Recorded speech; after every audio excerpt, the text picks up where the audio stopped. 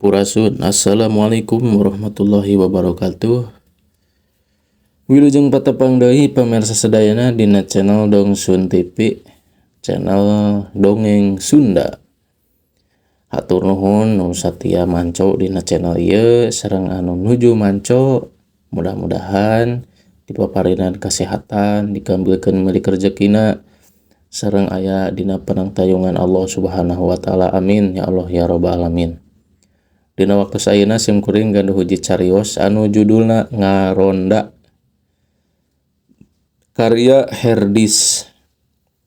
Ieu carios teh parantos dimuat dina majalah Mangle edisi Puriding Puringkak nomor 2880. Ayu cuang lajeng gede kana cariosna nu judulna Ngaronda. Wilujeng ngadangukeun, wilujeng leleson prung.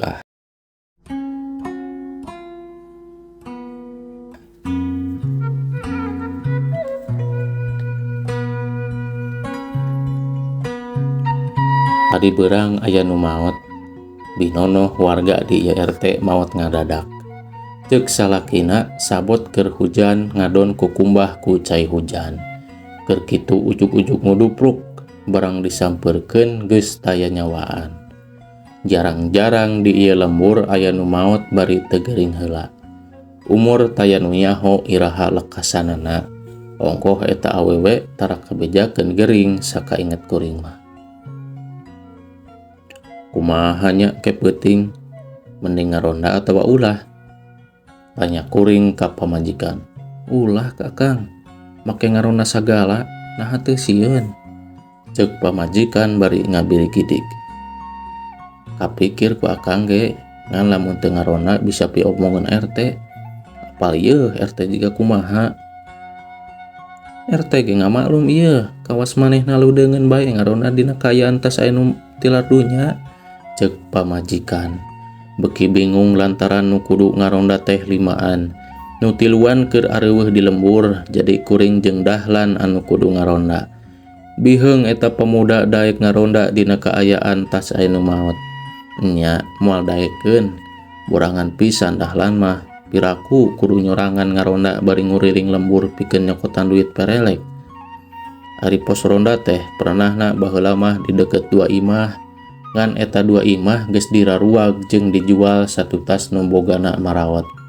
Memang nyang hareupeun jalan, hayang dipindahkeun eta pos ronda ka deket imah warga, ngancan moy aya lahan. Bae jadi omong RT jeung pamajikanna mah, batan akang tepung jeung pamajikan ngabiri gidik. Piraku binonoh ngajurigan, kuring nempas. Sakanyaho kuring mah jalma nu geus moot teh sok aya jurigna, nembongan kanu masih harirup. Ceuk pamajikan. Maneh mah moal loba teuing lalajo film Mamedi, jadi mikir nu lain-lain. Akang ngaronda mah atuh kuring jeung budak eueuh batur ieu mah keung. Kumaha lamun aya jurig binonoh ka imah milu ngarereb? Pamajikan ngabiri gidik deui. Tah beuki ngacamrung pipikiran maneh mah. Ceuk kuring, aya chat kana WA teu aneh, dahlan bebeja moal ngaronda. Beuki borangan bae eta pemuda anu masih jomblo teh. Kumaha lamun nyokotan duit perelekna ti beurang? Pamajikan mere usul. Geuning aya ide, ngan ka RT mah tong menta nya bisi ulahkeun ti beurang. Ceuk kuring, rek nagihan duit perelek anu gedena 2000 perak teh teu tulus. Kaburu hujan mane gede naker. Biasana ari tas aya nu maot sok breg hujan, kawas nu nyeung cerikan ka jalma anu geus ninggalkeun ieu alam karamean. Sakaligus mere rasa tiis ka anu geus paturai antara raga jeung nyawa. Isukna Mang Oli hariweus-weus di balong. Bebeja yen tadi peuting manehna hujaneun samulangna ti kota. Turun tina beus eueuh ojek hiji-hiji acan. Kapaksa leumpang nikreuh anu lumayan jauh dina kaayaan hujan. Hadena Mang Olih mawa payung lipat, kusabab capek manehna eureun heula di eta pos ronda pikeun ngareureuhkeun kacape. Di kajauhan siga aya aleutan jalma manggul pasaran jeung nu jajab. Ceuk Mang Olih. Sigana waktu manehna can tepi ka imah can apaleun tas aya nu maot wanci beurangna. Terus kuring penasaran, nya reuas jeung sieun. Jaba dikenca jeung katuhu jalan teh eueuh listrik. Katemposo teh dumeh aya kilat ngabaranyai tembalna. Satuluyna Mang Olih meuntas jalan. Puntaseun pos ronda aya jalan muru imahna ngan rada nguir. Leumpang sakalumpat lampet meh we sendal capitna pegat talina bari mamawa payung. Kacipta eta payung karasa berat. Aya nu maot, Mang. Biratna, cek kuring. Nya apal so teh saenggeus tepi ka imah dibejaan ku pamajikan, cuk eta lalaki anu arangkala ngagunakeun HP. Jadi rasa pasaran teh mawa biratna nya? Tanya anak. Ih lain, biratna mah maotna burit. Ari amang mah nempo anu ngajajab mayit teh geus peuting, cek kuring. Atawa aya deui anu maot? Eueuh, aya mah meureun ibur. Kabayang mun tadi peuting kuring ngaronda, jigana kana bakal loba tetempoan jeung dedengean. Di mana kuburanna? Kuring siga anu karek nyadar. Mang, mulang yuk. Ajak kuring bare hoream nempo kalebah tonggoheun balong. Di dinya pisan jasad Binonoh dikubur jauh ti imahna. Beda jeung batur nu dikubur teh di pemakaman umum. Eta mah di kebon deket balong. Kek. Aya kusinarieun wayah kieu masih simpe di tampian. Biasana wayah kieu sok loba nu marandi nya seuh jeung nu ngawur. Ayeuna karek urang duaan. Tanyana heran. Kuring leumpang ti heula. Rarusuh teuing jang, ke heula atuh mulangna. Pokna kuring noyod. Jung atuh kuring mah hayang ngising heula. Ceuk manehna anu can apaleun di mana layon Binonoh dipendem. Apaleun mah kana bakal nuturkeun balik. Peutingna eueuh anu ngaronda deui. RT teu ngomentarna naon dina grup EA. Mata kitu ge ngamaklum. Pada sieun tas aya nu maot. Keur hirupna Binonoh sok dagang ngider sarerea ngarasa kelengitan sakaligus sieun. Teuing rek tepikeun ka iraha moal ngararonda. Nu nagih duit perelek jadi teu beurang ku kaum ibu. Nu can boga pamajikan nagihanana ku dulurna atawa ku saha we anu kaboro. Ari ti beurang lalaki kapan digarawe dina grup RT arusul sangkan pos ronda dipindahkeun ka deket imah warga. Di dinya aya kebon nu bah engkus bisa menta saeutik pikeun diadekeun pos ronda.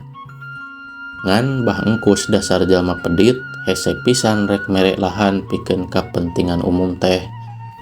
Manehna kaasup jalma jegud, tapi meditna moal aya babandinganana. Ari teu ngaronda sok bisi aya bangsat, di lembur batur remen kabejakeun aya bangsat.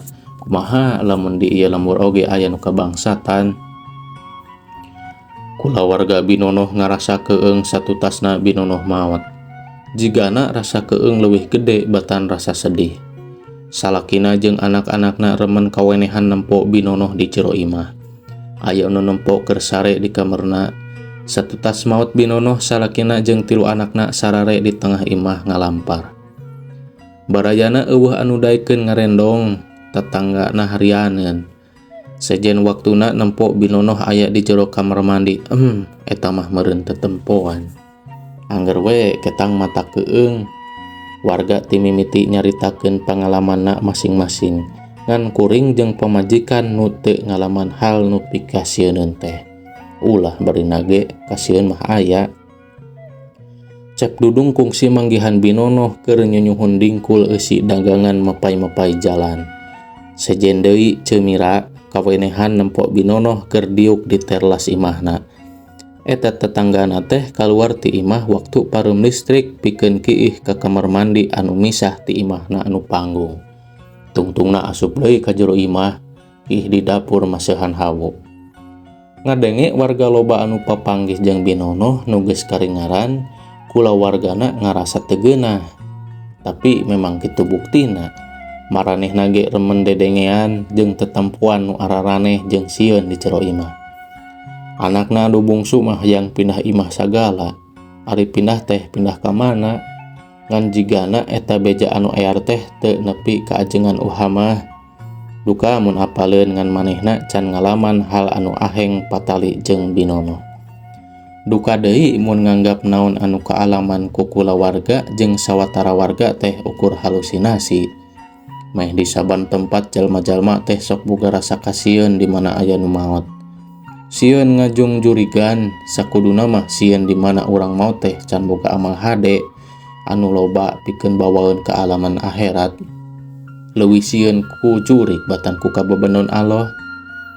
Salakina jeung anakna kungsi cacarita yen salila hirupna binono sok api lain kana salat. Sok ngaengke-engke sibuk ku sagala rupa kacipta di alam kuburna ngarandapan katunggaraan. Bua keur disiksa, siksa kubur jauh leuwih sieun batan tetempuan jeung dedengean anu salila ieu jadi bahan omongan warga. Satu tasna binono maot. Saya krengse pemirsa. Ieu carios teh anu judulna ngaronda nyaeta saatos maotna binono warga teh janten aralimeun ngaronda. Sarieun ku jurig binono anu sok ngider cenah. Tuh panginten pemirsa urang mahnya ulah tengseun ku jurig da manusia mah makhluk anu paling sampurna. Hatur nuhun anu parantos satia manco sareng anu nuju manco dina carios ieu na video ieu. Mudah-mudahan kasayanana dikagentosan deui ku Allah Subhanahu wa taala. Wilujeng patepang deui dina video salajengna sareng dina carios anu salajengna. Hapuntenna bila aya kakirangan sareng kalapatan. Assalamualaikum warahmatullahi wabarakatuh. Sampurasun.